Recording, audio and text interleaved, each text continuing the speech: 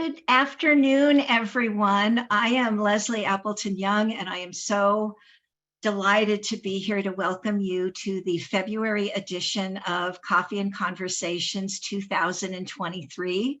And before we start our amazing program, I do want to just dovetail to that beautiful video that you just saw. The retreat for Women Up is going to be very different this year. It's June 13th and 14th. So typically it's later in the summer, but it's June 13th, 14th.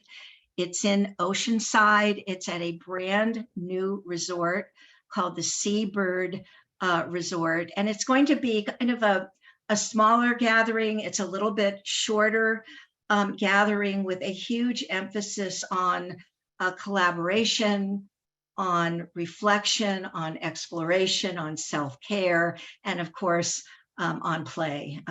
With very important to keep that together. There's new pricing. There are a lot of options. There's an all-access pass for three nights. So it's really going to be terrific. So if you want more information, it's just go to iamwomanup.com. I know you've been there many times before, and all of the information about the conference coming up is there. And on a personal note, I'm delighted to be here. I had a bit of an accident on January 3rd. I slipped and shattered my kneecap. So I have been dealing with that. I will tell you, I'm healing.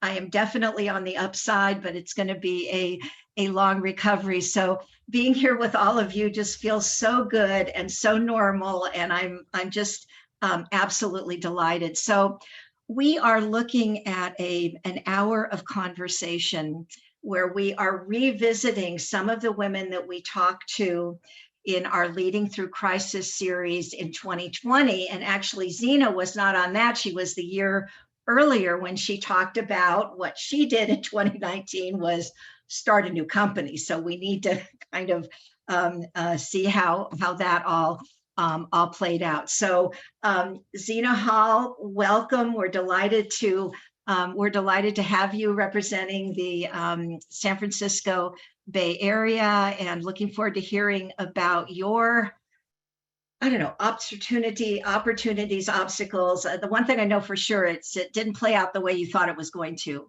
Exactly. I'm correct there. Okay. All of the O's, Leslie. Opportunities, obstacles, and the O's. Yes. Thank you. Oh, yeah. Thank you for having me. And next, Danielle Fontes, who I've known quite a while. We were on strategic planning at CAR for a while. She was very close to CAR headquarters at the time, which was, she's from Glendora, about 12 plus years in the business, and has now started kind of a new chapter looking into commercial real estate. So we're going to want to kind of talk about that. And then finally, Pat Heller. Pat, I was trying to think when I first met you, and I think it was the early 90s when you were at John Douglas. Yes. Yeah. And can I just say, you haven't changed. You are just such a beacon of professionalism and class and empathy and all of the stuff that you bring to the table. At the same time, you really started talking about, let's look at how people behave.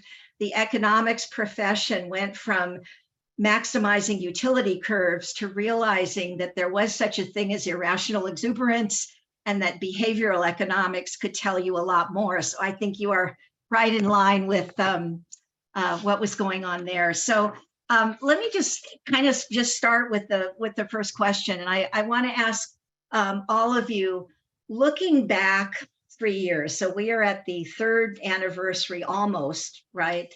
It was brewing and then really kicked in March of 2020.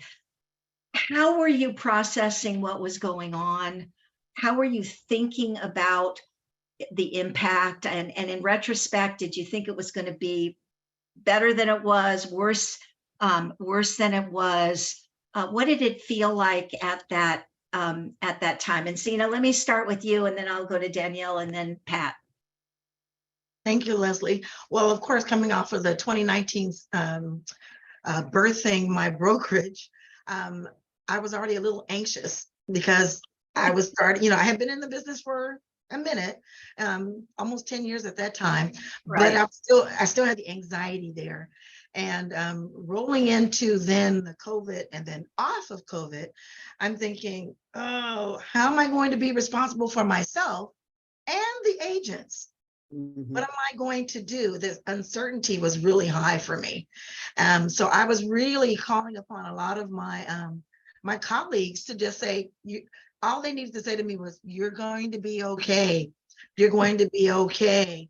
And I knew that what they say amongst a cloud of witnesses, right? You're okay. And that's what I did. So when I started hiring agents, Now, were you hiring brand new agents primarily? that's basically my niche, is I Okay. hire brand new, but I didn't know what I was getting myself into. Because folks, I saw that Famous last words. famous last word, because they were coming from every industry. They're still coming from every industry because a lot of folks had to change their careers during COVID. So I have a truck driver. I have a PhD who's retiring from the state of California. I have an attorney who was a bankruptcy real estate attorney, and she says, I don't want to practice anymore. Teach me how to sell. There you go. So if you can imagine that I have it across the board, and additionally, agents who've been practicing for a moment, so they come with their own mindsets. And we're like, wait a minute, we have to sort of, massage what's going on. So eventually it started to pan out.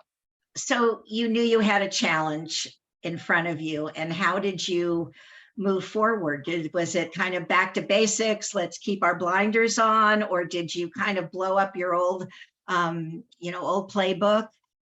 No, I sort of keep a standard baseline, and I'm very strong on that. If I keep a standard, then I can always go up and down because I know how far I can go. If that makes sense. So Yeah. wherever they were, I would just bring them to that base point. And then I just decided that, I had to diversify a little bit. I had to do it in order for everybody to eat, because that was one of the baselines. Everybody has to eat. They have to be able to replace their income. And Love that. Yeah. Yeah. So try different things. Danielle, what about you? Go Well, back 3 years and think about, wow. well, as you can kind of see, he's snuck out of the screen. I got my quarantine dog, Corey, who decided to chew his bone on camera today. But I wish I was more aggressive in the 2020 market. I wish I pushed my clients more to purchase and really make some moves, make some more investments and stuff, because the ones that did and weren't afraid, or had one that was in the middle of a 1031 exchange right when everything shut down, and it was before we got the news that they extended it. So he had no choice. It was either that or pay a lot of taxes. Right, and so, but those people really benefited from the market and the increases and being able to buy at that low rate, plus the 30%-ish property values they got just within the past couple of years. So a lot of them sold, reinvested, or just refinanced, pulled money out, bought other properties, and I could really see their benefits from doing that. So I wish I really pushed more of my clients to do that, or people who were on the fence about buying, because those ones still haven't really got in, and they keep getting priced out with the changes, just either with the values and just affordability and everything else. So they kind of keep getting priced out. So they qualify, but you can't really buy anything. So it's like, oh yeah, you got qualified. Okay, let's see what you could buy for 500,000. I'm trying to go back in my head, and I just remember the monthly data really fell off a cliff for a couple of months. And I think that that time we told NAR we thought our membership was going to be down some very large number, which turned out not to be the case at all. So that was just kind of taking the negativity and running with it instead of really staying focused on the fundamentals. And in California, what are the fundamentals? Lack of inventory. So anyway, so Pat, I'm really interested in your perspective looking back 3 years. What were you thinking? Well, it's so funny to think back 3 years and how much has changed. And I love the shared wisdom here from each perspective. This is brilliant. I think when it all started happening for me first, I felt it was not going to be a long time. It was first going to be for a few days or a few weeks. And then what happened for me first was thinking about, as it dragged on 2 weeks or so, I had about 250 agents that I was working with, and how to hold on to each of them, because everyone goes through change and uncertainty differently. And how, like Zina was saying, how do I take care of us all, but how do I take care of each of them? And so what I recall was this immediate feeling, not of where the market was going, but what was I going to do right now to get ahead of it? And I learned how to Zoom or host a Zoom meeting by forced Right? myself, was a riot, and I hated looking at myself, and then I got over that real quickly. So it was, how do I hold Zoom meetings for everyone? And I was hosting meetings 3 times a week, every week. And people, everyone in my entire company was loving that. And so the more we could get it, the study in human nature, as I look back now, is amazing, of how as humans we tended to overreact because we were so afraid of what we were hearing on the news. What I was saying to people was, turn the news off, and we know where we are with that. But similar to what you were both saying, check in with people around you. You're okay in this moment. Everyone wants to talk about this. I can't tell you the gift of vulnerable conversations that came about from that time period. Agents reaching out to clients, not to find out if they wanted to sell a property, but to find out how they were doing, were they okay? That created more depth in relationship. And if I take it into today's world, we need to be doing the same thing today, is have close conversations with people. But that it kind of, and then Leslie, it changed. For a month or so, it was dead. People were wanting to drop out of escrow, so we're figuring desperately how to keep them in. And then all of a sudden it was like, wait, we've got offers over asking. We've got 5, 6 offers on one property, and it changed monthly, like on a dime. And so how did we stay ahead of that? How was I going to stay ahead of all of that information to share with 250 people, all of which are handling it differently, ego-wise? Right. And the one thing I learned is that for me, watching the behavior of everyone, it was like a metaphor of life. How do we go through any transition or any chaotic uncertainty in life? Some people stayed engaged and restructured and adjusted pretty quickly. Others tended to just kind of turn off, and trying to loop them back in with some has taken a much longer time than others. So there were many gifts in it, but it was very, very scary. And it's really hard. It's amazing to me how hard it is to think back to that now. Yeah. That we're all back up and around, but we really struggled with, masking even outdoors at the beach. Yep. Yeah. Let's No, I remember there were protocols that changed weekly, and everyone's trying to figure out. Zina, what did you wanted to comment? Oh, no, I didn't mean to interrupt you. No. I wanted to piggyback on what Pat was saying. Yeah. And it just made me think back, and I observed, I'm in a building suite where there are some many psychologists, right? And, a lot of small offices. I think some people got my office mixed up with the MSWs or whatever you call it, because I found myself being a therapist often, almost every day. That happens often. And it's like you're just trying to keep everyone grounded and letting them know it's going to be okay. We're going to do it. You're not alone. And I just wanted to piggyback on that, because that was such a realistic location there, mindset. And I think that's what calmed the agents down, because I couldn't let them see that I was going, how am I going to do this? How am I going to do this? How am I going to connect the dots? And one thing I did do, if you don't mind me adding, Leslie, is because they were brand new and they had no resource, they had nothing to pull from, I ended up using my volume to help them eat. So I actually trained them while they were earning. And I think that's what leveled them out. I just wanted to add that. And, Yeah, and the no. generosity, and again, now I'm doing it, Yeah. the generosity of spirit during that time. And again, holding on to that. There was a special culture and generosity of spirit and collaboration of helping each other and picking each other up. Yeah, it's like, don't waste a crisis. And, I was thinking when you talked about Zoom, I still remember like calling this woman in Chicago about like Zoom makeup. Plus it was my last year. I wanted to look great. And now it's like, that's not happening. Yeah, exactly. But I also remember like QR codes, were like this footnote that were, who needs a QR code? And then all of a sudden everybody figures out how to do it. And the one other innovative thing I just thought was amazing is that Sarah Sudachan, who was at that time, involved in setting up all of our broker communications. And we used to have these twice a year, North and South. I know some of you were at those, and it was like catering and a whole day and everybody flew and you had to have at least 100 agents to get invited. And it was a whole thing for 20 years. And then all of a sudden there's a Zoom call every Friday morning and every broker in the State's invited. And here is all this incredible info. And they're looking at, oh my gosh, look at this legal department. I had no idea. Oh, look at the CAR president. Oh, look at Joel Singer. So it was like things got blown up and then put back together in creative ways that is pretty cool. Yeah.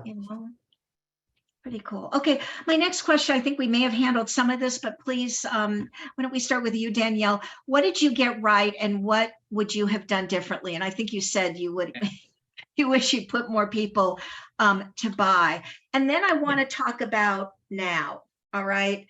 The market's booming. The Fed starts increasing rates last March. And in May, everything just kind of went, whoa. Did you see that coming? Talk to us about how you kind of processed all that. Yeah, well, I mean, what I did right, I mean, Pat touched on it better than I think I probably would have, was just focusing on the relationships. The downturn or shift or whatever anybody wants to call it, that definitely took me by surprise. I was expecting it to be more gradual. I had took just 2 new listings right before Memorial Day and right after Memorial Day. And I was like, oh, maybe it's holiday slowdown, graduation season kind of thing. And then just the numbers just never bounced back up. It never gained steam again. And for me, even though I've been licensed, it'll be 13 years in June, and I've had my broker's license for a while as well. That was like, this is my first few months that I've seen like where numbers drop, price values that go down. I know it happens, like I've seen the graphs and I knew it was coming, but obviously we never know when. And I was kind of anticipating that maybe it was going to be more around like this time of the year, not going into the summer, which so it definitely took me by surprise.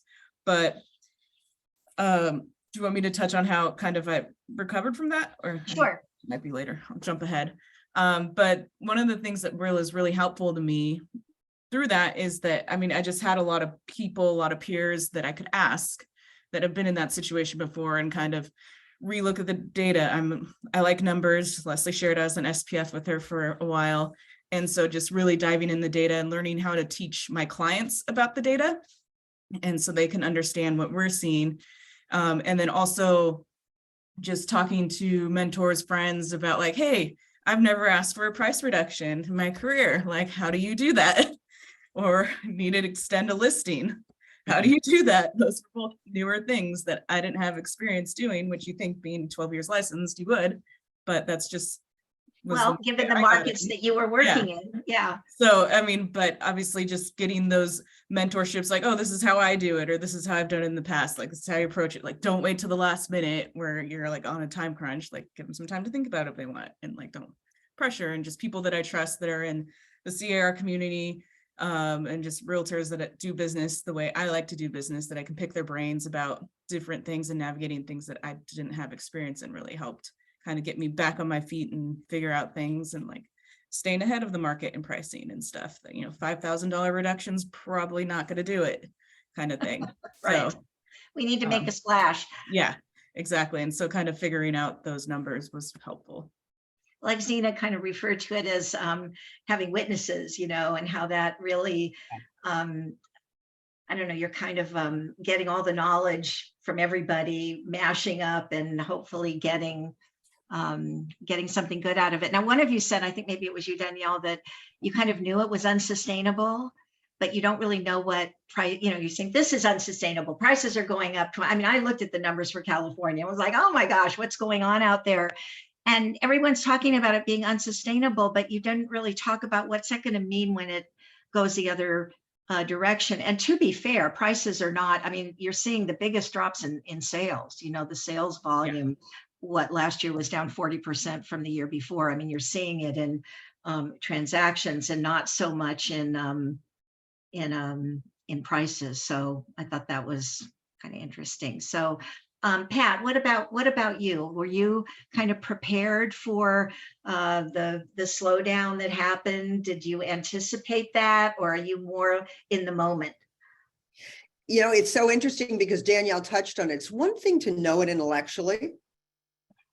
And having been through so many of these, it's one thing to know it intellectually, it's another to get it in your gut and to actually experience it. So we, for a long time, as you said, we're talking about this is not sustainable. Prices are going to go down. We're going to level off. We can't keep, providing all this money out to everyone without having payback. And then when it hits, it's this unknown for everybody, and everyone has glazed eyes. And I was not sure what to do next. So there was a lot of dealing with that. I was absolutely astounded in our flagship office in the Beverly Hills area. I hosted a meeting and asked people to raise their hand, or no, I had everybody standing up and had people sit down if they had been in the business 4 years, they've been in the business 6 years. At any rate, very, very few had been in the business since prior. So Danielle, everyone is feeling it the way you are, or it's been such a long time, our muscles forget how it is when things sit or we have a change in the market, and it happens so quickly for people. So yes, I was surprised at the reaction from the agents and the feeling of, I don't know how to operate in this market. And so the back to basics, it also was a reminder to me and to all of us how we had gotten out of basics for the last 3 or 4 years. Everyone was running so fast, doing deals as fast as they could, not paying attention to, am I really running my business like a business? Am I doing all the mailing I need to, or the marketing I need to? Am I reaching out to my sphere of influence? How? What is my why? What are my goals? And so it's got real quick working with everyone about the basics and what does that mean? And I love Danielle's point about how do we talk to somebody about a price reduction? How do we have those difficult conversations? How do we deal with pricing things? What comps are we using? How are we working with that? How are we structuring contracts differently than before? So, what we're doing, what I'm doing, and, it brings to mind, this would be a great thing to do, in general with all brokers sharing the information, is holding panels, agent panels for that kind of thing, to really talk vulnerably, again, openly about what am I struggling with and how can you share wisdom with me? I'm just thinking there's just this duality here of, you just look at 30 years of home sales, California, US, whatever, and things go up and down. So right. That's not a surprise. So do you become aware of that and plan for that? And Zina, you mentioned diversification. Danielle, you're looking at commercial real estate, or is it a better strategy to just keep your blinders on and get back to basics and work your relationships and not let that reality negativity come in? I just, anyway, Zina, talk to me a little bit about that. Thank you so much, Leslie. Pat and Danielle, I mean, we're all on the same pulse points today. And yeah. When do you prepare for war? In the time of peace. And when I came into real estate, I came into during the short sale market. And yeah. It was very odd because I was part-time, but I outperformed many of the full-time agents. And I believe it's what Leslie just mentioned. It's because I had this focus of learning how to get the listing, get the sale, close it. And I just redid it. I did it over and over and over and over. That became my strongest baseline. That gave me a level of peace. So although there was a lot of, obstacles around, I was focused. What is the shortest distance from one point to another? A straight line. So it was easier for me to just focus on getting through the process and correctly, and teach the agents during that time how to do the same thing. And then that way they didn't have to worry about all of the unknowns, because to them, almost everything was unknown because Right. it was new. Brand new. It was new. So for me, I had to ask them, don't worry, I had to reassure them, don't worry about all the other stuff. I'm your back catcher. You go get it and I'll catch it. Right. And I'll bring it back down to the ground floor. But that being said, the other thing we did a lot of role playing. I spent a lot of time with the agents role playing last year and the year before, because they didn't know, again, what to expect, how to respond, what could they do, what could they not do. So I had them do a lot of training, take advantage of a lot of courses. Since it's down, take advantage of all the courses. So anyway, that's it. Yeah. I think keep going education's about what everybody else does. ongoing. So let me jump ahead a little bit and just talk about, where we are with the market right now. I was reading the excerpts of the minutes from the Fed meeting earlier this month, and as far as I can tell, they're not encouraged by the positive data we're seeing about the economy and how strong the job market continues to be. They are worried. We had some pretty sharp improvements, not sharp, but good improvements in getting inflation down, but it's not really coming down at an accelerating rate. So they're still very concerned about that and seeing rates going higher, right? So in the last month, you had rates go down and now they're back up by about 50 basis points. So it's a little bit of a wild ride. So how are you seeing 2023? And let me start with you, Danielle. Okay, well, I'll give you your favorite quote from, I think I see the market, it's just being weird, is my professional opinion. And I'm just going to read what I wrote because had a lot of coffee when I wrote this and it was smart. It was good. So yeah, it felt like it's a good time. The rates and inventory will continue to be driving factors of demand in our market. And there's so little inventory, the little bit of consumer confidence that comes really brings the market to life, and then also has the adverse effect. It can stop it just as quickly. So I think just in my market, the past few weeks, we've definitely seen a lot more life. But I think just given just the recent news and numbers and stuff with the Fed, it's kind of already like stopped. Like I had 40 people through my open house over the weekend, but we didn't get any offers. It's kind of like, wow. It just paused. So I think it's just very temperamental, and it kind of just really depends on how people are feeling and if they're willing to invest their money into anything right now is kind of how I'm feeling. Yeah. Yeah. Well, having real-time data is critical, and they have all these confidence measures, right? A lot of people do, University of Michigan, Conference Board, New York Fed, they all do consumer confidence, what's inflation going to be, what's this, what's that, what am I going to buy, all that. But you really want to look at what they're actually doing, and that's called revealed preference, right? What are they actually, instead of saying how it is, what are they actually doing? And that's why, and I think you've all mentioned the importance of data, how important it is to be data driven. And I do think it gives clients confidence, right? To not have it be some loosey-goosey opinion, but hey, I don't know exactly what's going to happen, but let's look at what the kind of telltale signs are from the data. So yeah, that's good. What about you, Pat? Oh, who wanted to go, Zina? Go ahead.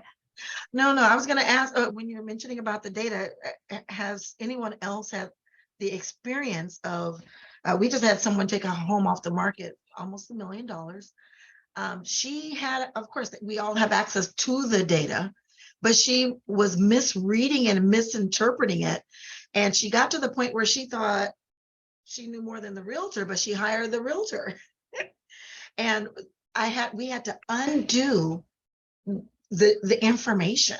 Yep. I found out we had to it took more time to bring her into the office to undo the data and then give her the correct information and give her the correct picture. And I think that that's something that I'm doing more of these days. What a great opportunity to show your value. There's not a lack of data points. We're drowning in data points. Yes. Tell me what it means and tell me why I'm interpreting it incorrectly, and incredible value. Absolutely. Absolutely, Leslie. And really important submarket, area by area, neighborhood by neighborhood, because you called the market weird, Danielle, and my word sometimes is wonky. I mean, in any different neighborhood, it can be different at any given time. You know, I'm seeing in our market, some of the real money, the very high end, there are multiple offers and people are paying cash thinking they're getting a good deal now. But then in other areas and other price points, something will be sitting on the market. So it is more than ever, Leslie, and everyone, we have so much data to be utilizing the data and us all understanding it and digesting it, and not just showing the client numbers, but having the numbers and the empirical data there, and then having a conversation with them about what it means. And I love now being able to not only show numbers, but trending in a certain neighborhood and trending in the last 2 weeks, 4 weeks, 6 weeks, 8 weeks, not going back 6 months or a year, but what's going on right now and what's happened as opposed to what's happened over the last 3 years, so that they get a story and they get a feeling of comfort. Everyone wants to feel taken care of and comfortable, right? Because nobody knows what's coming next. Right. And so this is the most opportune time, and in this kind of a market, the greatest opportunity for agents to really shine when they know their numbers, they know the information, and they're really good at their trade, and then connecting with their client base. You know, one of the things that really impressed me in the last year or so is, Atlanta's a very different market than California. And we've had a lot of what my realtor, I have a wonderful realtor, Glenda Baker, and she said, we've had all this California funny money coming in, and they're seeing these incredible homes for half what it would be in the West Side and all that kind of stuff. But she was working with someone who wanted to buy, and it was like an overbid situation. And she was very clear and said something to the effect that if you need to sell this in the next 2 years, I can't get what you're paying out of it. And it just really impressed me. And I hope that she's not the only agent that will be honest about that kind of thing, because so much of kind of having everything work out is your time frame, right? And, we see that in finance and in everything, so I just thought that was really important for that person to hear, that that's what it means when it's unsustainable. Can I just add one thing there? Yeah. It's like in the last few years, there have been, I think, some people in the business just transactionally to do deals.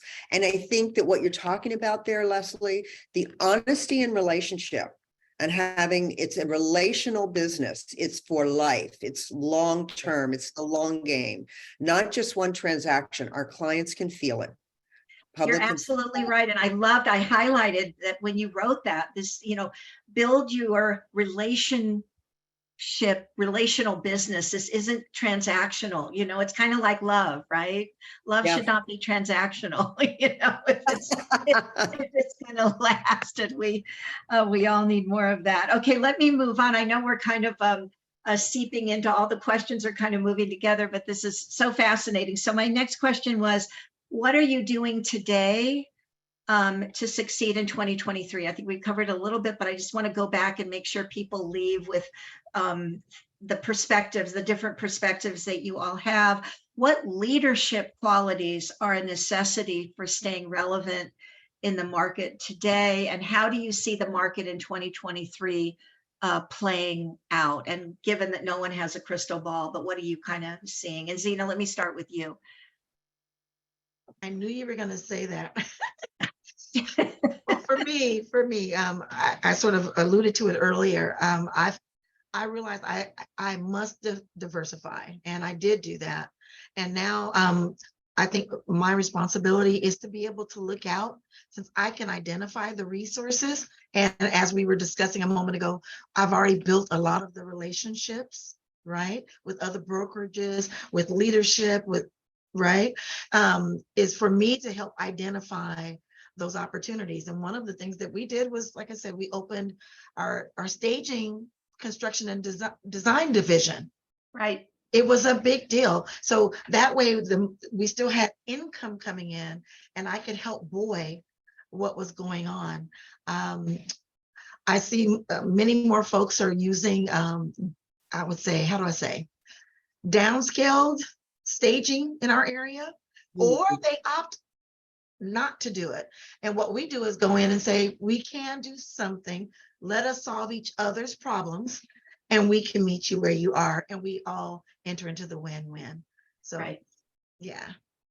Here's my dirty little secret. Tell me. When I'm home and I can't go out and it's the afternoon, I am like addicted to HGTV. There's just something about people getting these houses like all cleaned up that makes me feel good. So I totally support you going into that, that part of the business. Okay, Danielle, I want you to talk about whatever you want, but I specifically want to hear about residential to commercial and what your thought process is and how that's going. Okay, so I am in the Inland Empire, which I live right on the border of San Bernardino and LA County. So for loan limits wise, I always joke it's fun because I drive 10 minutes and people lose $200,000 in their qualifications from county to county, which is always fun having that conversation to buyers. But recently not too recently, I've been kind of, as mentioned a few times through this, that I like numbers and I like data and facts and kind of more black and white type of situations sometimes. And so I made the jump and found a brokerage that met all my needs in the area as well in Ontario, California, not Canada, by the airport, that met all my needs. They're realtor office, so there's affiliated with the board and everything. And so I can still do my volunteer leadership and be a realtor, which I find a lot of value in, which a lot of commercial companies don't. And which I will change later. That's goal number 2 once I get in commercial more. But also I started just really wanted to change a pace, try something different, go into that side of things. So I've been working more on commercial leasing for office space retail, and then also been doing some industrial sales as well out in the Inland Empire. Which is where all the action is, yes, right? In terms yes, of that. it's where all the Amazons and at FedEx, UPS, everybody, they go out of the airport. They just opened the San Bernardino airport for more freight as well. The city of San Bernardino airport.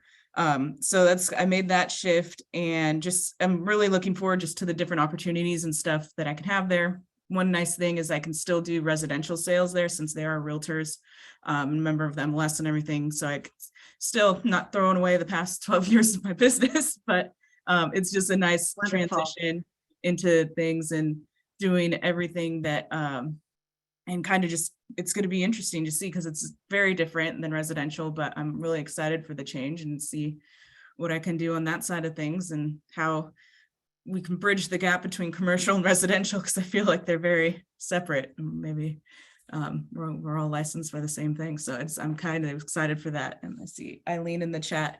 Yes, I do industrial sales. I'll call you later. Wonderful, wonderful. Yeah, thank you. So I have a San Bernardino question. I remember I gave a speech many years ago to Lois Lauer realtors in San Bernardino. And I still remember Paula giving me my directions. And it was like this amusement park called the Pharaoh's Tomb or Pharaoh something. She goes, Leslie, you're speaking on the 2nd floor of the Pharaoh. And I'm like, what?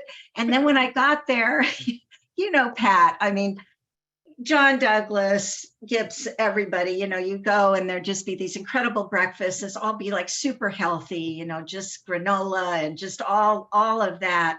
And at Lois Lauer, there was just these giant pink boxes of donuts.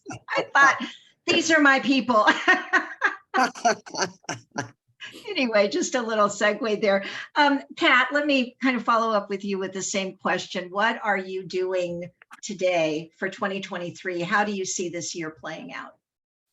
Well, it being in a leadership role, my role is more working with like I said, back to basics. It's really not educating, but having conversations and having workshops and sessions constantly with all agents, reinvigorating us, reminding us about treating our business like we are the CEO of a business and how are we building for the future. So just a lot of that and connection and getting people back face-to-face collaborating in person as much as I can. So there's a lot of emphasis on that. I think I mentioned earlier, it has been very surprising that we've not exercised our muscle for a down market or a changing market in so long that there's just a lot of work, a lot of reminders to be there. Right. And a lot of re-education. Re-education.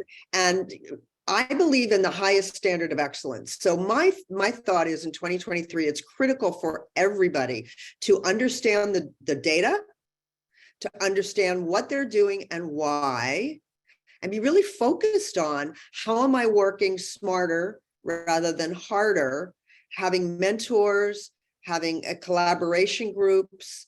These kinds of conversations are so full of knowledge. So it's a lot more of that. And I think if every one of us, if every agent focuses on being extraordinary at what they're doing and not just getting by, but really being extraordinary, that changes the future for them altogether. So there's a lot of focus on that. Love it. And I love what you were talking about, Danielle, with both of you were talking about making the changes in your business and staying open-minded to what opportunities are there. Instead of freezing in a changing market, I remind people all the time, agents every week when I'm with them, every market is changing. By the way, the last 3 years, it was changing constantly. It's just we weren't talking about it because the interest rates weren't changing and we were just going so fast. Right. And so it's always changing and there's opportunity in every change. So it's both what you said earlier, Leslie, is it focusing on looking ahead to the future or on just blinders and back to basics? I think it's some of each. I think agree. It's focusing, staying open-minded as to what's coming and the opportunities there. But remember our mindset, there's an opportunity always. There is no such thing as I can't, which is probably my least favorite word, which we'll get to maybe. But I mean, I think that's it. And I love that you're going into industrial or into commercial. You know, I love that whole idea. There's ability for me on the West Side to be sharing with you where you are because you understand a different end of the market than so many of the agents. So that's another thing in 2023, relationships with other professionals. And building our book of business, not only with our clients, but with other professionals in our own area and all around the country. Yeah, and that's why for Women Up to be so engaged in the business, I just find so rewarding and enriching because everybody's kind of doing the same thing, but it's all different, right? And different perspectives, and we bring different things to the table. So we're going to have the rapid fire questions, but I just have one more kind of summing up question. Then we'll start with you, Zina. What advice would you have for brokers and agents going forward? I would advise that, one, you take stock in where you are and where you want to go first, and you maintain your health. A big deal. Okay. And then you know your numbers, you know your market, and find your passion, find your heartbeat, because when you can find your heartbeat, you're going to thrive. You're Right. going to thrive. And that's what I would say. Right. And if you don't find it, you need to find somewhere else to go where you do find it, right? Well, this is true. This is true. Yeah. But the thing is, the business is still going to come. You just have to be in a healthy enough, you have to have your vision still Yeah. in tune so that you can see the opportunities. But if you let your vision collapse, you won't be able to thrive at all. You won't be able to see anything. No, exactly. Good point. Very good point. Danielle, what advice would you have going forward for all of us? Know your contracts, know your market data, know your numbers, especially days on market and the more recent numbers, like we talked about a bit, going 3 months back even is kind of too far these days. I feel like sometimes if there's data in the local area, just the sooner the better. And then treat others with respect and dignity, especially right now with the sales so down. You don't know what the other agent on the other side's going through. So just be kind, because they might need that commission a little more than you do. So I love that. That's wonderful. Pat, summing up advice. I couldn't ditto more what both of you have said. I think be the best you that you can be. And for me, it's like, get out of the comparison game. And when you are the best you can be, no one else can be you. You're the only one that can be you. And so find your passion in the business. All that Danielle said as well, which we've already talked about, know your numbers, know what your product is, know your why and why you're doing something, because then it helps you through the sustainability of it. And when we love what we do, it doesn't feel like work. So make sure you're keeping yourself in a place, and that means taking care of yourself. I work with time management and mindset all the time with people, having a morning ritual, blocking your time out for you and not letting anything get in the way of that, so that you can be there for everyone else, which we are all the time. And I think last I would say, and I touched on it before, be extraordinary. You know, if every time we're approaching someone, we're asking, how can I help? Rather than looking at what we can get, that creates a very different relationship and sets you up in a very different place. And people want to work and be around others that have that energy. No, you're absolutely right. I think it's an incredible opportunity to show value, authenticity, vulnerability, create a relationship. That's really just a wonderful thing about our business, you know. Yeah, no, I want to say barrier between personal and business. If there's not a barrier in your you, that comes across beautifully. Exactly. Yes, Zina. Zina. May I offer something, please? Because I just was recently asked to chair our YPN, and I'm just offering this. I connected with YPN at CAR recently, and I know the business, I know the game in terms of what we do. But when I got around another group of professionals that I was not familiar with, the energy, the excitement, and the new ideas, just like, woo! Because at first I'm thinking, why am I going here? You know, why am I YPN? I'm an OPN, you know, or something of the kind. But then I realized the synergy. And the other thing was how they used the data, how they used the same information I had differently, fired me up. And then I came back and I was re-energized. And then I was able to come back to everyone else and say, we have some other options. And that energy just passed throughout the office. So I just wanted to offer that. Get around other folks. Very good point. You know, I do want to make a plug for the research and economics team at CAR. You know, I'm very lucky to have been able to kind of hand off the whole department to Sarah, and particularly to have Jordan Levine and Oscar Way as this incredible duo. And we've talked a lot about data, and we've talked about the importance of local data, and we've talked about having really timely data. And if you haven't kind of checked out that part of car.org that has all the research stuff, you will be amazed. I mean, there are all these dashboards. You can kind of search by price, by zip code, by this, by that. I mean, these guys have just made the data sing, and I'm so proud of them. And I talked to Jordan yesterday because I saw that he was up at the Bay East Association of Realtors doing the annual talk to their electeds. You know, it was a wonderful event I participated in as well. And, you know, it just sounded great. And just to remind people, you know, they're incredible resource. They can come to your office, but come to the company, they can do Zooms, but that's one way to kind of shortcut and give you some tips on how to, you know, how to talk to clients who aren't doing it right, Zina? Okay, we're gonna kind of segue. Let me see how much time I have. Okay, we're gonna segue into rapid fire. Is everybody ready? And this, you don't need to I know you've seen these, you don't need to overthink it at all. Danielle, I'm gonna start with you so I don't get a dirty look from Zina. I'm just kidding. I'm gonna start with Danielle. And your favorite word and your least favorite word. Okay, my favorite word is probably, well, I'd say most probably unfortunately.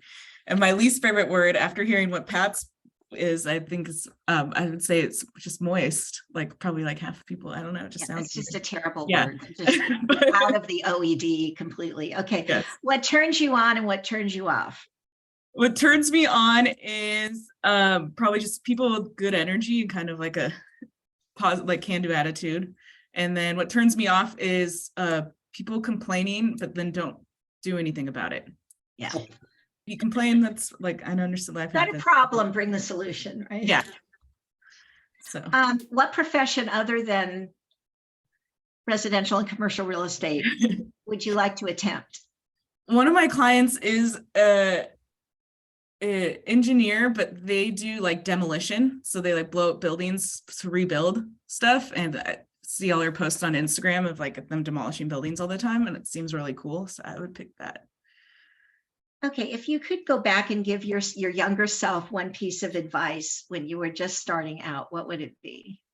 When I was just starting out, it's buy real estate as soon as possible. I love that. Yes. If I didn't have the funds. Don't ever sell, just buy. Yeah, just con my parents and find people and crowdsource and just buy a bunch of stuff, even if it's like, I mean, yeah, that's the biggest thing. Okay, here's like kind of a productivity. I'm always interested in how people live their lives. So kind of always curious about people's morning routines, you know, and I was really happy late in life when I actually had one, you know, and Sharon asked me like, Leslie, what's your morning routine? I'm like, oh, here, I do this, what I do. But I didn't have one for a long time.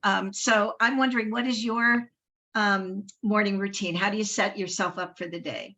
I don't have as much of a morning routine as I think people who know me, my personality would think I do. I don't make my bed every morning. Those types of people. My dog usually wakes me up, go for a walk, coffee, breakfast, kind of get ready and get on with the day as my morning routine. I mean, I would love and like, I think it would be good mentally to have more of like established, like, you know, some like a mantra and like all the stuff that you read, but don't always. They come later. You never know. Exactly. So there's room for improvement in that area, but yeah. It's not that structured.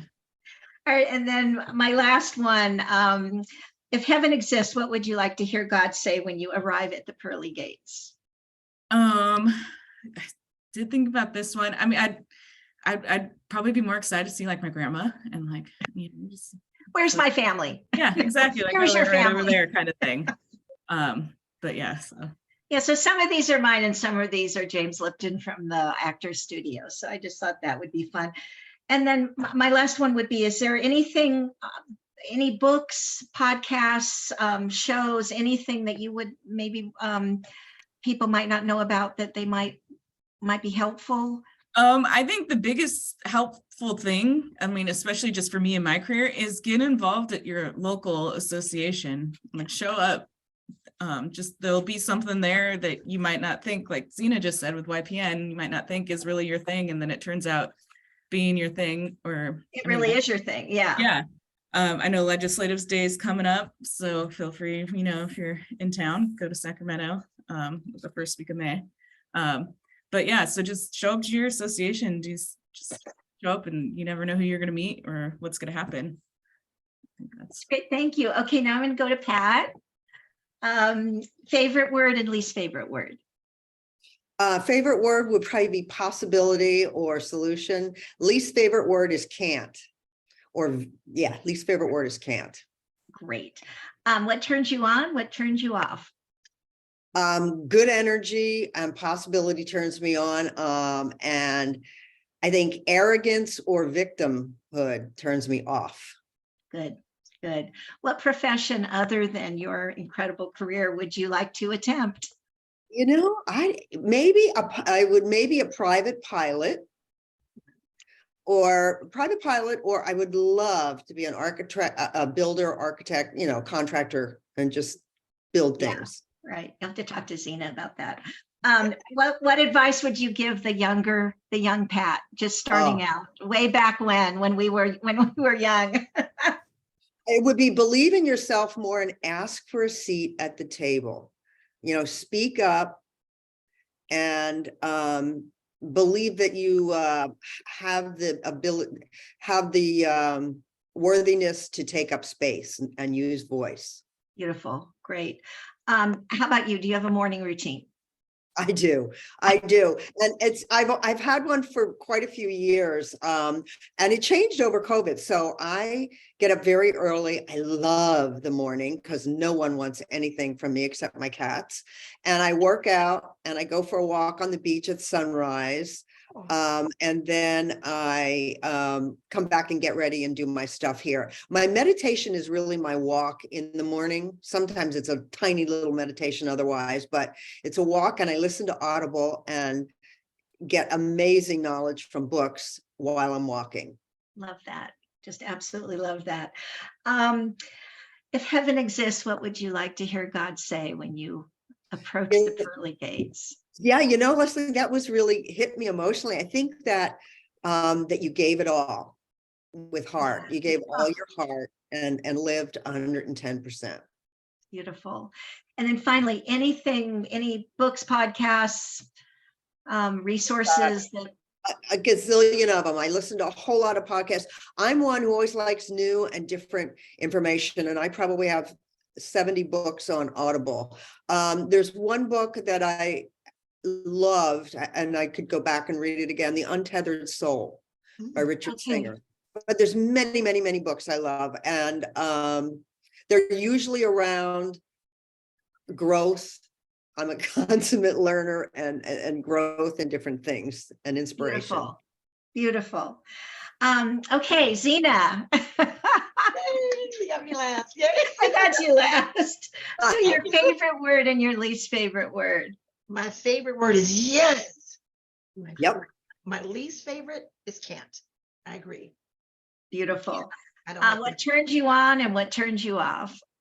What turns me on is when I see people's faces light up like an aha moment. That makes me go, "Ooh, yes." And what turns me off is when you can see that someone doesn't even try to expand. That turns me off. Right, what profession other than your own, and I know you're in the ministry in addition to being in real estate, is there another area that you'd be interested in at some point? I probably own a product, and I actually am working on that, but I would own a product line. Awesome. Boy, that sounds great. If you could go back to your younger self, what piece of advice would you? I would tell myself, because I was in a very sheltered environment, don't be afraid, don't ask permission, just do it. Just take that seat at the Just table. do it. How about a morning routine? Oh, I'm one of the people that roll out and make up my bed, and I turn on, believe it or not, brown sound, where I don't think about anything else. And my think tank is the shower. So once I go into the shower, I think about my day, I do my prayer, whatever it may be, and reset myself. Kind of reset your body and your mind. And that's beautiful. I like the sound. All right, you're arriving at the pearly gates. What would you love to hear God say to you? I want him to go like this. You did that. You did it. You did exactly what I thought you would do. That's what I like him to say. Beautiful. And then any resources, books, podcasts. There will be a beautiful blog post with so much of this wisdom included in it. So we'll have that opportunity as well. But is there anything just off the top of your head? No, I did, but except for I recently watched The Woman King, and I love to watch anything that makes me excited, read anything that expands my mindset. And The Woman King made me think of Zina, the Warrior Princess. So there. All right. All right, well, listen, as we close out, I just want to give everybody a heads up that I will be returning on April 21st with Coffee and Conversations, and we're going to be talking about ageism. And it's something I've spent a lot of time talking or thinking about myself the last few years. There's a wonderful book for people that like to read called This Chair Rocks. A manifesto against ageism. And the woman who wrote it, her name is Ashton Applewhite. And if you're not going to commit to a book, but want to kind of get the idea, she has about a 13-minute TED Talk. She's absolutely powerhouse, adorable, incredible, just saying, wait, you know, this isn't, well, here's what she said. Aging isn't a problem to be solved, a disease to be cured, or something icky that old people do. It's how we all move through life. More of us are doing it more than ever before in human history. What stands between us and making the most of these longer lives? Ageism, what is it? Judging, stereotyping, and discriminating against people on the basis of how old they think we are. And I will tell you, sometimes we're our own worst enemy. I had someone point out to me, Leslie, quit saying that you're old, that you've been in CAR, you know, nobody cares. Like, you don't need to say that. And I found myself saying it to a few people, like, don't label yourself. Why? Like, let's move on from that. Anyway, I'm really passionate about this because we are living longer. I mean, I was born in 1952. My birthday's next month, and I feel like, I know you're going to laugh, I feel like I'm just getting started, but I'm in my next chapter, and I know many of you will relate to that. So anyway, it will be April 21st, and if you're passionate about this topic, please reach out to me or Deborah. We'd love to talk as we kind of formulate what the conversation will be like. And with that, my younger self says, Zina, Danielle, Pat, thank you from the bottom of my heart. This has just been really wonderful and fabulous. And I wish you all a great 2023, and just thank you for being just these wonderful, wonderful people in our industry and in our world. Thank you, Leslie. Thank you. Leslie. Thank you, Thank you so Danielle. much. You're wonderful. Bye, everybody. Thank you all for listening in. We really, really appreciate it. Thank you.